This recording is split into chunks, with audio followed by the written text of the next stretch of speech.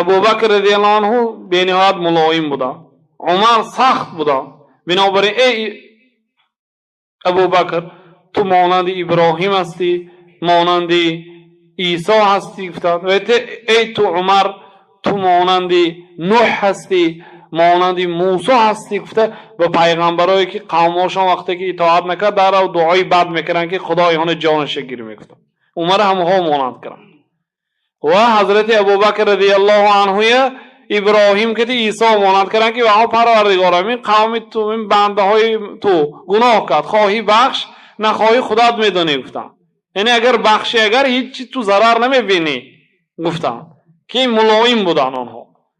بنابراین حضرت ابوبکر وقتی که بعد پیامبر صلی الله علیه و سلم پادشاه شدن، شیخ الاسلام میگن که ابوبکر با الله تعالی بعض شدت های داد، سختی گری های داد که از عمر هم بعضی مسئله ها سخت میشد. حتی عمر پیش ابوبکر هم هیچ شد.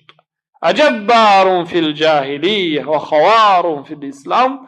یک مسئله و عمر ترسان چکی کردن که حضرت ابوبکر گفتن که ها جاهلیت اند قرص، یعنی نو ترس گفتن اسلام اند ترسان چک میکن.